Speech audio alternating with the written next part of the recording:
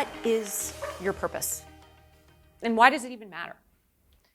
Well, I define purpose as the clear, positive intention for your time, your talents, your energy, and your focus for, let's face it, our brief time on planet Earth.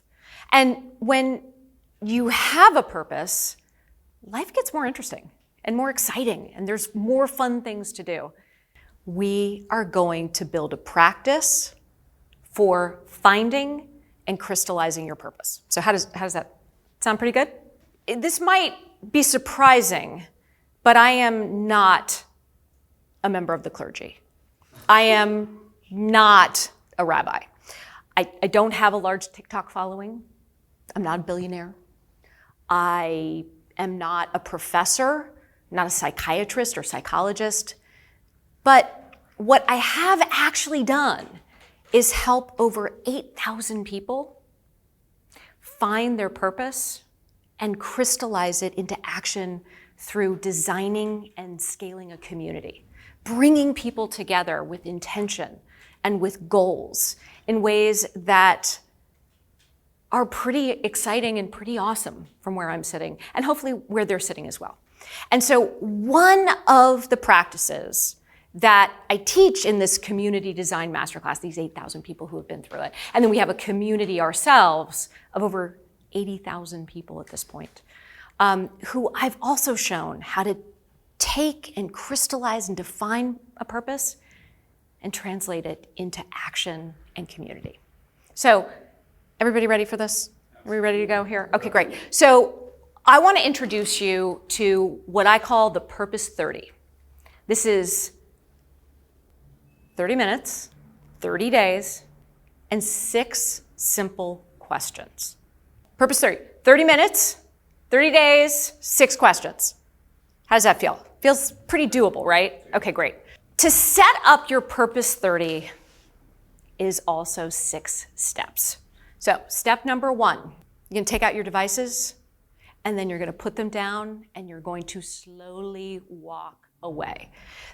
How many people have said, who are sitting here, well, I take notes on my note app. Like the way that I process information is through my phone, so I need my phone. I also might just check Twitter and then check Instagram and maybe do a few other things, maybe record a video. That is not what we are doing with the Purpose 30. The first step is putting away your devices. We're not throwing devices in a lake. This is modern life. We're gonna keep our phones with us.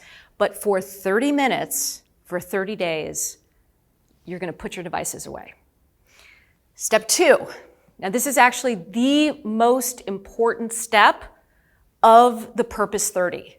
If you're a morning person, set up your 30 minutes first thing in the morning, before people get up, before you've checked your email, because again, your device is far away. But I want you to make your favorite beverage. For me, it's an oat milk latte that I make myself. I'm quite good at it. And it might be tea, it might be water if you're really into hydration. But the point is you are doing something to set up your Purpose 30 and this practice that you're really looking forward to. Now, if you're a night owl, this might mean you do your Purpose 30 at nighttime after people have gone to sleep and you've got some time to think. But the point is that you are carving out time for you to be able to let your mind wander, to imagine, to see and connect dots in ways that you haven't been able to connect dots when you are, again, on your device, things are coming at you. Life in our modern age is, I don't want to call it getting in the way, but it's certainly a series of distractions. So you're going to make your favorite beverage is step 2. Step 3, it's all about the blank piece of paper and your favorite pen. Now, I prefer a blank computer. This is actually from yesterday morning. I took a picture because I knew I was coming here. I told you you're going to only do it for 30 days. I've kind of been doing it for like 6 years because it's really, really fun. But this is it. We got oat milk latte. We got water. We got computer paper. We got a Bic micro pen. And that's my other travel notebook, but we'll just ignore that for now. So this is my Purpose 30 setup. Now your Purpose 30 setup will hopefully look pretty similar.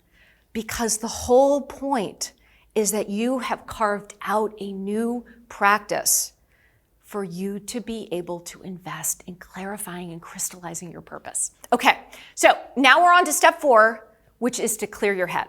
So how many people, when you wake up in the morning, you could find yourself like thinking about your to-do list, or like that one thing pops into your head where you're like, oh my God, like I have to make sure I get this done or that done.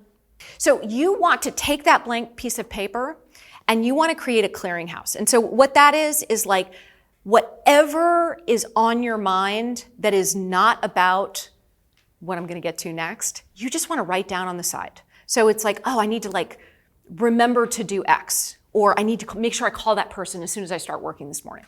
Or, you know, if it's at nighttime, oh, tomorrow morning I want to think about this thing. But the point is, if it is not about your purpose 30, it just belongs in what I'm going to call a clearinghouse. But that's this step of clearing your head.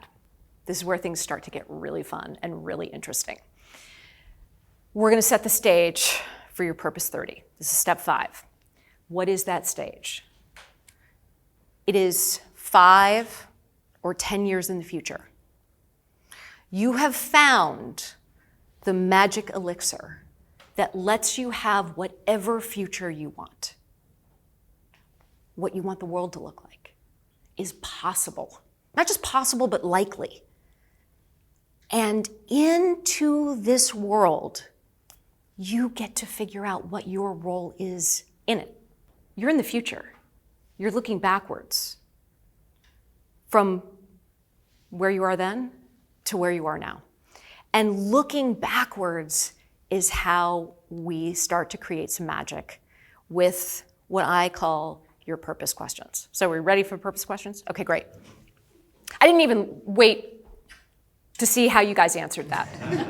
But I think we're ready at this point. I feel like I've set the stage, right? So we've got the potential to make whatever future we want to have happen, not just in our own lives, but the world around us, where people spend their time, what culture looks like, where we invest in our own core physical community, but also the digital communities that we are exposed to and the things that we get to consume, the things we get to contribute to. This is that future. Question number 1.